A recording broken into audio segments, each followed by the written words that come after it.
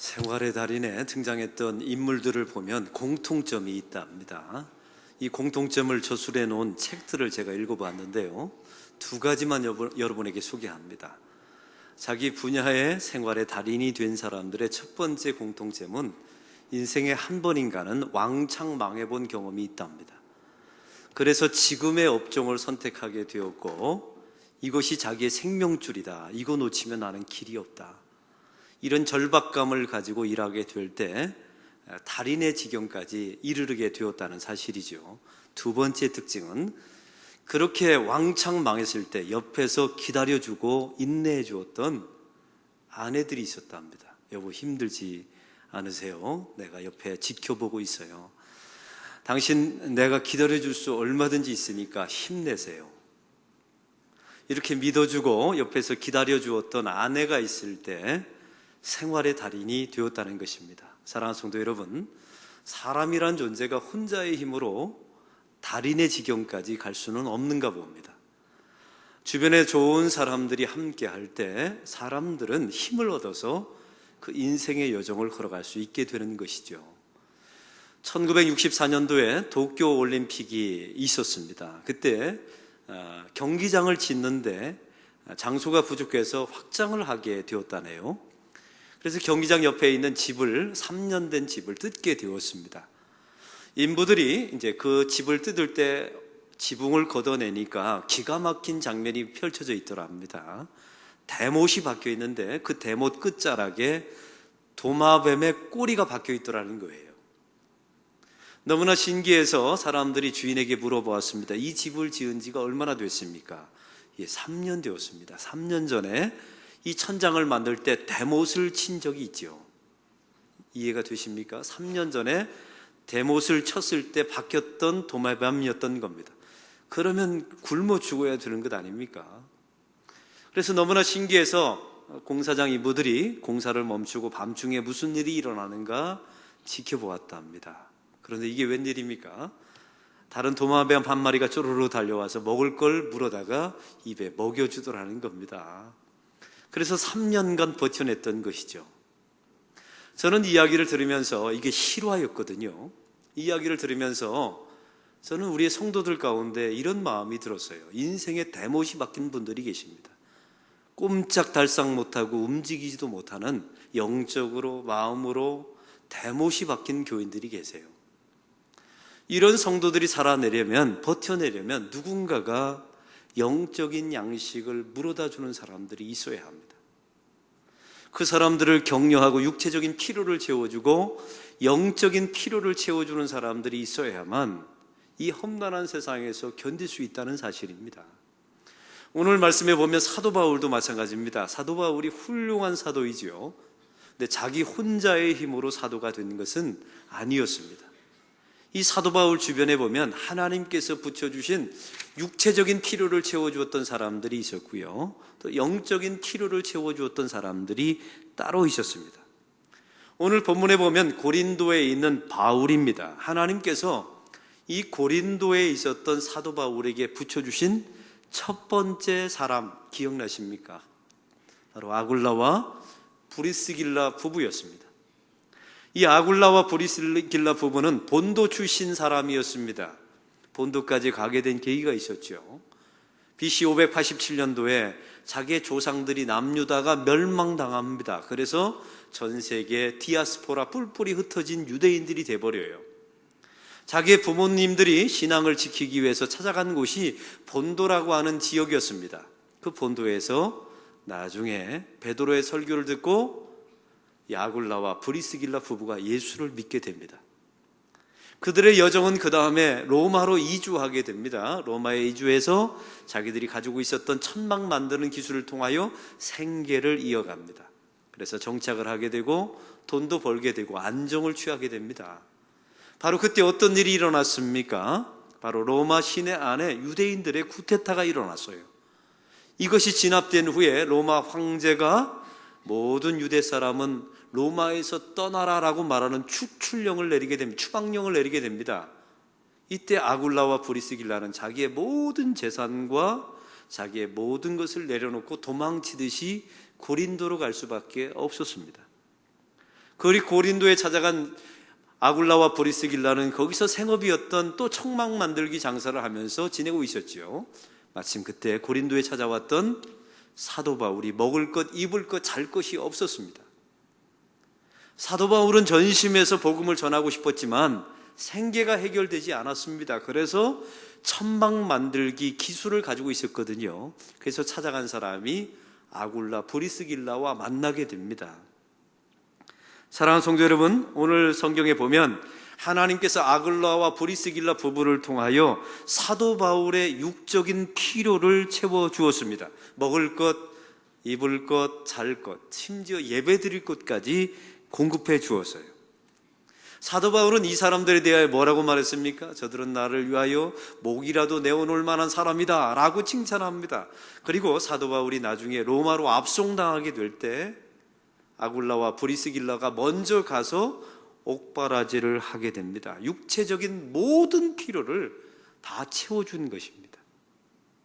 사랑하는 성도 여러분, 여러분이 이런 동력자와 이런 교인을 만난다면 여러분은 어떻겠습니까? 얼마나 고마울까요? 아굴라와 브리스길라 부부가 바울을 찾아와서 이렇게 말하는 겁니다. 염려하지 마세요. 당신에게 입을 것, 먹을 것, 재울 것 다 채워줄 테니까 열심히 복음을 증거하세요. 예배 드릴 처소도 제가 마련해 드릴 겁니다. 그 대신 시간 남을 때마다 당신의 기술을 우리의 가정을 위해서 사용해 주세요. 이런 사람을 만나면 여러분 얼마나 힘이 날까요? 얼마나 좋겠습니까? 사랑하는 성도 여러분, 그런데 사역자는 육체적인 필요만 채워진다고 좋은 사역자가 되는 것은 아니에요. 그 다음에 한 걸음 더 나아가서 영적인 필요가 채워줘야 합니다. 이 아굴라와 브리스길라는 사도 바울에게는 육체적인 필요를 채워주기에는 아주 완벽한 사람이었습니다. 먹을 것, 입을 것, 잘 것을 다 주었으니까요. 근데 사람은요, 빵만으로는 못 사는 겁니다. 아굴라와 브리스길라 부부는 초신자에 불과합니다. 그래서 사도 바울에게 영적인 동기를 제공할 때는 부족한 점이 있었어요. 그래서 하나님께서는 좀 더 나아가서 이 사도 바울에게 영적인 필요를 채워주기 위해서 사람을 세우십니다. 오늘 고린도에 도착한 사도 바울의 상황을 한번 상상해 보세요. 이 거대한 음란한 도시, 여러분 고린도라고 말하면 음탕한 도시를 상징하는 말 아닙니까? 그 거대한 신전들 앞에서 그 수천 명의 몸파는 매음하는 그 신전의 사제들 앞에서 사도 바울이 홀로 서 있다고 한번 생각해 보세요. 얼마나 위축됩니까? 먹을 것, 입을 것, 잘 것이 없습니다. 그런데 하나님께서 극적으로 아굴라와 브리스길라를 만나게 해주셨죠? 여기까지는 좋은데 영적인 갈증, 갈망이 있습니다. 내가 여기서 도대체 무엇을 할 수 있을까? 바로 그때 하나님께서 오늘 성경에 실라와 디모데를 만나게 하십니다. 오늘 5절은 이렇게 시작합니다. 우리 5절을 다 같이 읽겠습니다. 실라와 디모데가 마게도냐로부터 내려오매 바울이 하나님의 말씀에 붙잡혀 유대인들에게 예수는 그리스도라 밝히 증언하니. 실라와 디모데가 고린도에 있었던 사도 바울과 합류를 했답니다. 그러면 사도 바울의 여정을 한번 보실 필요가 있어요. 사도 바울은 앞전에 마게도냐 지역, 지금으로 말하면 데살로니가 지역에서 복음을 전했습니다. 그런데 이것을 그 당시에 유대인들이 너무 싫어했어요. 불량배들을 동원해서 사도 바울을 선동해서 핍박합니다. 이때 사도 바울은 자기의 목숨을 지키기 위해서 베레아로 도망갈 수밖에 없었습니다. 이때 동행했던 사람이 오늘 성경에 나와 있는 실라와 디모데였습니다. 이 베레아에서 복음을 전할 때 데살로니가에 있었던 그 불량배들이 추격해서 따라와서 다시 핍박을 가합니다. 그래서 이 베레아 교인들이 이 사도 바울을 아테네로, 지금의 아덴으로 보내게 되지요. 근데 이때 이 과정 중에 사도 바울은 실라와 디모데를 베레아에 남기게 됩니다. 이 마게도냐 지역에 남기게 되는 거예요. 왜냐하면 복음을 전했잖아요. 그러면 무책임하게 그냥 떠날 수가 없었던 겁니다. 아테네에 도착한 사도 바울은 자신을 데려다 준 교인들에게 이런 부탁을 합니다. 속히 남겨져 있는 실라와 디모데가 나를 찾아오게 해달라고요. 왜요? 사도 바울이 베레아에 보냈으니까 이제 베레아 교인들이 어떻게 됐는지, 교회가 세워졌는지, 예수는 잘 믿고 있는지 소식을 듣고 싶었던 것입니다. 그래서 돌아온 거예요. 오늘 성경에 보면 바로 아테네에 도착한 사도 바울이 다시 실라와 디모데를 마게도냐 지역으로 또 다시 보내게 됩니다. 왜냐하면 이 데살로니가 교회가 정말로 설 수 있을까? 자생할 수 있을까? 내가 전한 복음이 정말로 열매가 있는 것일까? 확인해 보고 싶어서 보낸 것입니다. 그래서 사도 바울은 다시 아테네를 거쳐서 고린도까지 왔지요. 고린도에 왔을 때 실라와 디모데가 데살로니가 소식을 가지고 오늘 고린도에서 만나게 된 것입니다. 오늘 말씀에 이 실라와 디모데가 이 사도 바울과 이 음란한 도시 고린도에서 딱 만나게 될 때 이렇게 말합니다. 성경은 말하죠. 바울이 말씀에 붙잡혀. 한번 따라해 봅시다. 바울이 말씀에 붙잡혀. 바울이 말씀에 붙잡혀. 사랑하는 성도 여러분, 바울이 말씀에 붙잡혀 고린도에서 말씀을 전했답니다. 여러분, 지금까지 이전에는 사도 바울이 말씀에 안 붙잡히지 않았다는 말일까요? 그렇지 않습니다. 이전에도 말씀에 붙들려서 복음을 전했지요. 오늘 본문의 이야기는 이런 이야기입니다. 실라와 디모데가 내려왔어요. 그런데 사도 바울이 만나자마자 더 힘이 났다는 겁니다. 원문에 의하면 영적으로 더 힘을 공급받았다는 거예요. 그리고 하나님의 복음을 전하는 일에 더 집중해서 복음을 전했다는 원문의 내용입니다. 사랑하는 성도 여러분, 사도 바울이 실라와 디모데가 만나는 순간에 힘을 내었습니다. 영적인 동기부여를 받았습니다. 그래서 하나님의 사역에 더욱 전심전력했다는 겁니다. 왜요? 여기는 이유가 있었어요. 실라와 디모데가 사도 바울에게는 영적인 동역자였던 겁니다. 육체적인 필요를 채워주는 사람을 넘어서서 영적인 필요를 채워주기 위해서 하나님께서 세워준 사람이 실라와 디모데였다는 거예요. 실라와 디모데가 이제 마게도냐의 소식을 가지고 옵니다. 데살로니가의 소식을 들고 오지요. 그 소식의 첫 번째가 뭔지 아십니까? 헌금을 들고 옵니다. 데살로니가 교회가 세워졌어요. 사도 바울은 쫓기듯이 도망가듯이 데살로니가에서 복음을 전하고 도망 나왔네요. 근데 교회가 세워졌어요. 성도들이 점점 많아졌습니다. 여러분, 그리고 놀라운 사실은 그들이 헌금을 내기 시작하는 겁니다. 그래서 고린도에서 사도 바울이 고생하고 있다는 소식을 들었을 때 그 사도 바울을 위하여 헌금을 모아서 실라와 디모데의 손을 통하여 보낸 것입니다. 그게 고린도후서 11장 9절에 나와 있어요. 사랑하는 성도 여러분, 이 데살로니가 교회가 세워진 겁니다. 열매가 없을 줄 알았어요. 아마 흔적도 없이 사라질 것이다 이렇게 상상했던가 봅니다. 그래서 혹시나 해서 실라와 디모데를 확인차 보낸 것이죠. 가봤더니 열매가 있는 겁니다.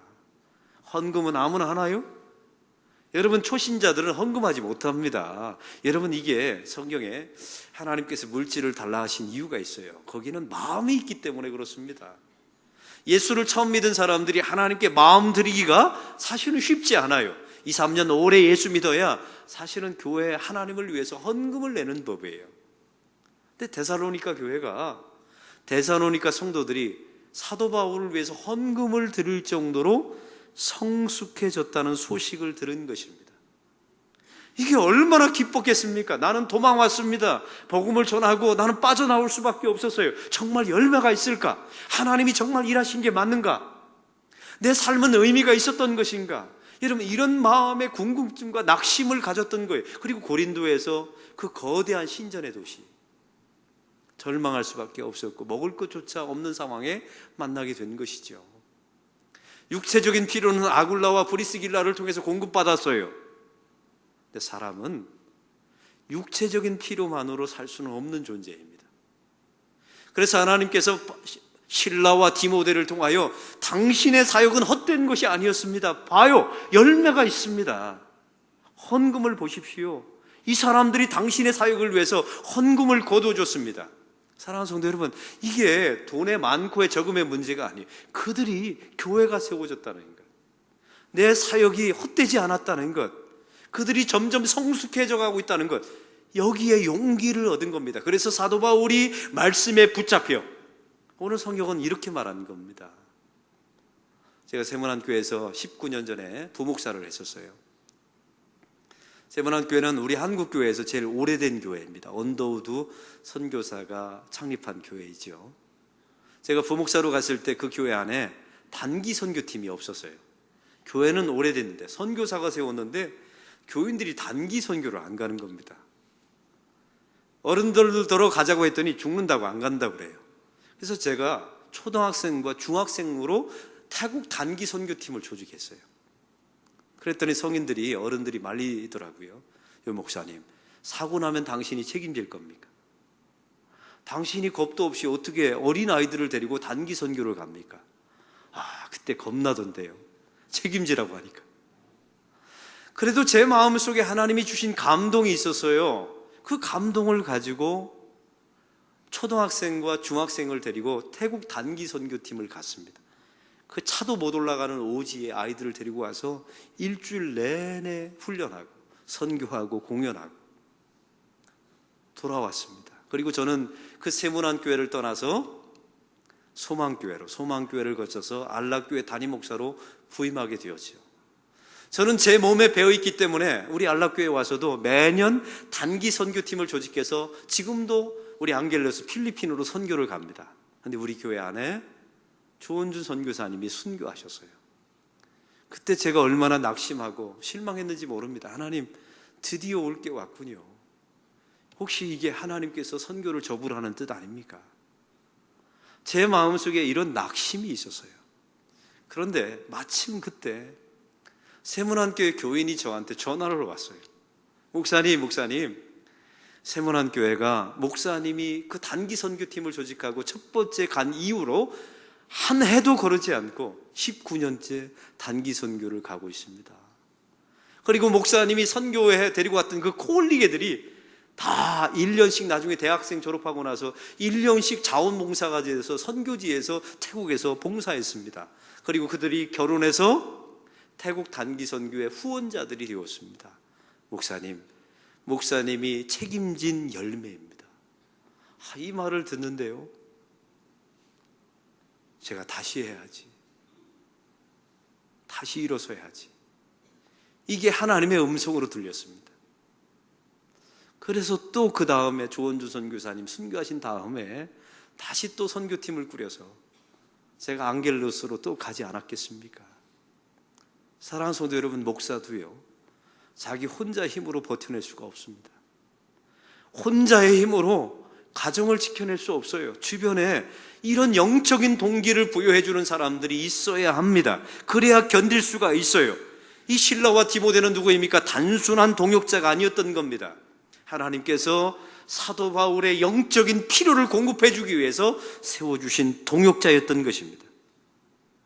교회 안에 보면 영적인 필요를 공급해주는 사람들이 있어요.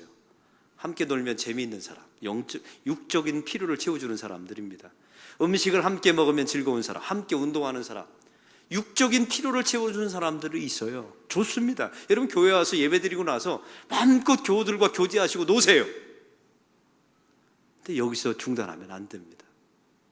그걸로 끝나면 영적으로 무엇인가 허약해집니다. 그리고 허전해지죠. 이건 아닌데.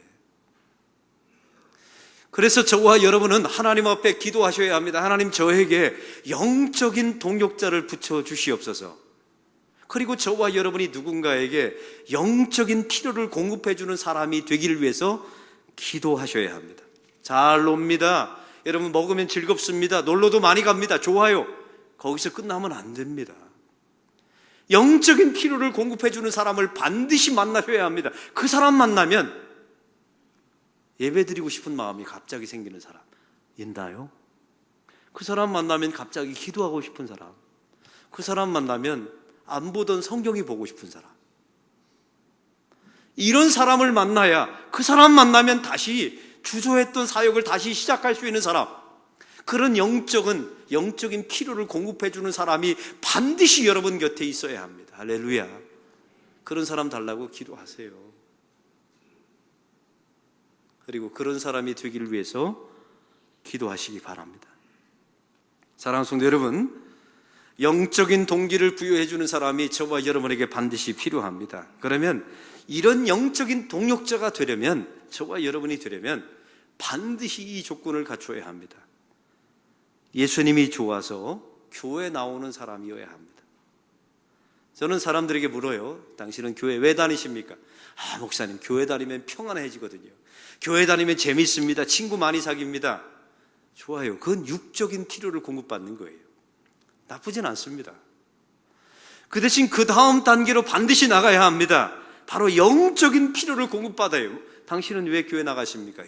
저는 구원받기 위해서 나갑니다. 그 말을 쉽게 표현해 볼까요? 예수님이 좋아서 나가죠.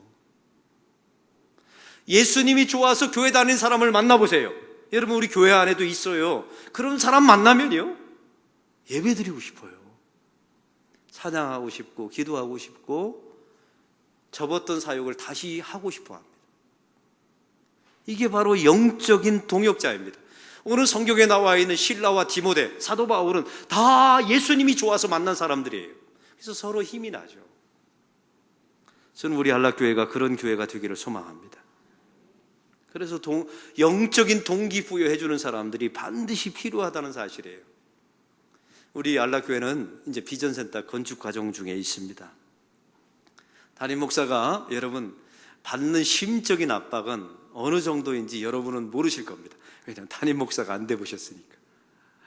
어제 건축위원장이 설명하는데 그러더라고요. 이 부산에서 건축을 하다가 건축 중인 교회 담임 목사 4분이 돌아가셨대요. 저는 그 정도는 아닙니다. 그런데 제가 이런 압박감을 가지고 있을 때 도대체 물질은 어디서 나오나, 이 과정 속에 다툼은 없을까, 이런 마음의 압박감이 있을 때 어느 안수 집사님과 식사를 하게 되었어요. 근데 집사님이 저한테 이런 말씀을 하시는 겁니다. 목사님, 제가 안락교회 오기 전에 옆 교회를 다녔습니다. 근데 그 교회에 분쟁이 일어나서 우리 교회로 오게 됐는데 당신이 그 옆 교회의 재정부장님이었답니다. 근데 마침 그때 담임 목사님과 교회가 교회를 짓기로 결정하고 교회를 지었다는 거예요. 그런데 재정부장 입장에서 헌금이 많은 상태에서 지으면 좋겠는데 돈이 한 푼도 없었더랍니다. 그런 상태에서 무모하게 교회를 짓기로 결정한 것이죠. 근데 그 집사님의 그 다음 말이 기가 막힙니다. 목사님, 저는요 재정부장인데 교회가 안 지어질 줄 알았어요. 그런데 교회가 지어집니다. 그 다음 말이 제 심장을 찔렀습니다. 목사님, 교회는 결국 하나님이 지십니다. 이 이야기를 하는데요, 제가 눈물이 나왔습니다. 왜냐하면 제가 듣고 싶었던 위로의 말이 그 말이었거든요.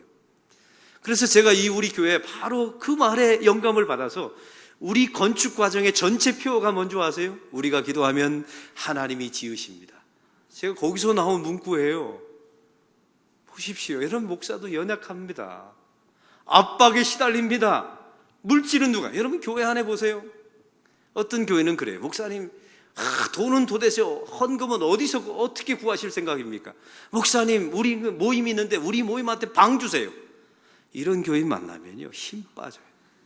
참 어떻게 말을 이렇게 밉게 말하는지. 여러분이 담임 목사와 건축위원장이라고 한번 생각해 보세요. 그런 말 들으면 힘이 팍팍 빠집니다. 그런데 어떤 교회는요, 목사님, 하나님이 하십니다. 이런 말을 하나님의 대언자로 저의 목사에게 들려주는 거예요. 지지난주에는 더 기가 막힌 일이 있었습니다. 우리 교회 새 신자가 신방을 하고 식사를, 제 부부와 함께 식사를 하게 되었어요. 부부가 다른 교회에서 우리 교회로 이사를 오신 겁니다. 근데 이분이 이런 말씀을 하시더라고요. 목사님, 제가 교회 등록하자마자 담임 목사님이 비전센터 건축을 선포하길래 제 마음이 설레었습니다. 그러는 거예요. 제가 이해가 안 됐죠. 대부분의 교인들은 내가 타이밍을 잘못 맞췄구나. 대부분의 교인은 그렇게 생각하는데 자기가 설레였다는 거예요. 그래서 왜 설레이셨습니까? 했더니요, 자기가 수십 년 동안 다닌 교회를 다른 지역에서 이사 와서 다녔다는 거예요. 그런데 갔더니 교회가 이미 지어졌다는 거예요. 자기가 오기 전에 바로 지어졌다는 거예요. 그때 하나님께 너무 미안했답니다. 숟가락을 하나 어느 영화 영화인의 대사처럼 숟가락을 하나 얹어 놓는 것처럼 나는 아무것도 할 수 있는 게 없었어. 근데 한락교회 피치 못할 사정으로 또 이사와서 우리 교회 등록했는데 오자마자 비전센터를 건축한다고 하니까 하나님, 제가 이제는 숟가락을 얹어 놓지 않고 제가 참여할 수 있어서 너무나 좋습니다. 이 말을 저한테 해주는 거예요. 제 아내가 듣는 자리에서.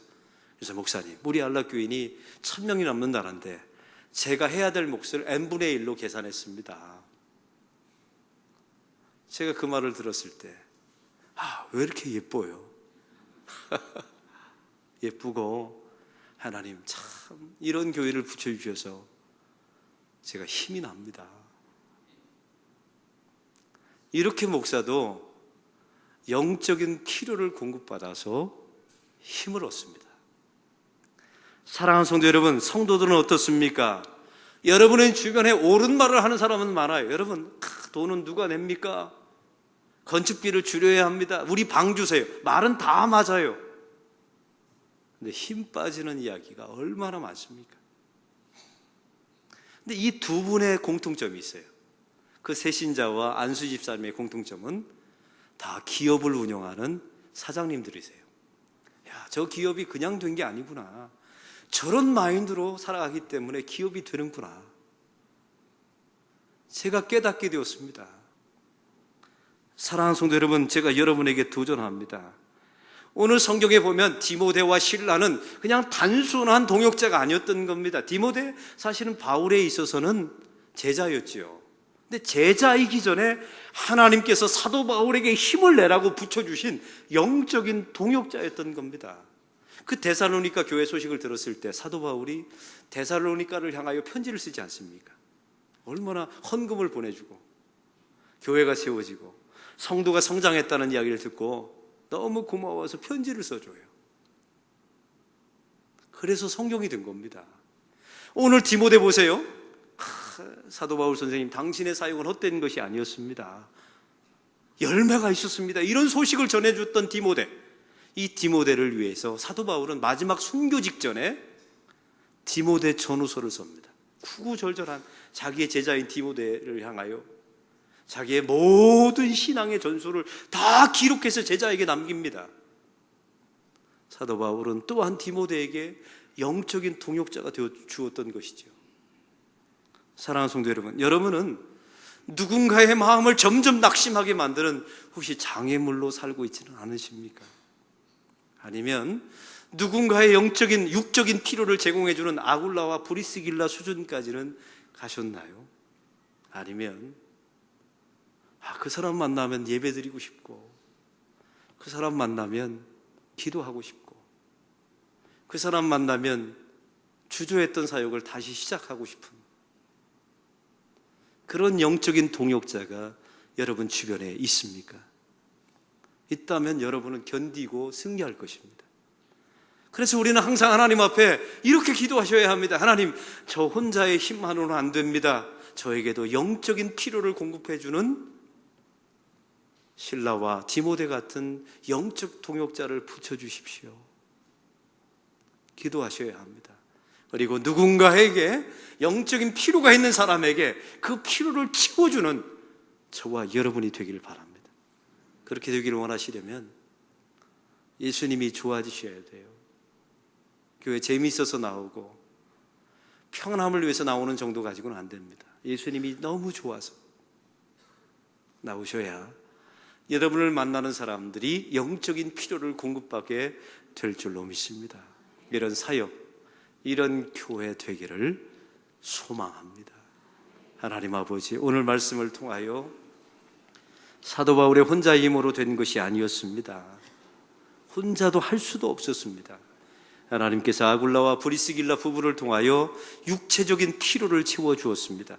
그것만으로 되지 않아서 영적인 필요를 채워주었습니다. 사도 바울이 정신없이 도망온 데살로니가 교회 소식을 전하면서 당신의 사역은 헛된 것이 아니었습니다. 열매가 있었습니다. 당신을 위하여 물질을 바친 사람들이 있습니다. 힘내십시오. 이렇게 동역해 주었던 실라와 디모데가 있었습니다. 하나님, 저희도 이런 영적인 동역자를 만나게 해 주십시오. 그리고 영적인 필요가 있는 사람에게 이런 영적인 동역자가 되게 하여 주시옵소서. 그 사람 만나면 힘이 나는 사람, 격려받는, 또 하나님의 일들을 다시 시작하는 영적인 격려자가 되게 하여 주옵소서. 예수 그리스도의 이름으로 기도하옵나이다. 아멘.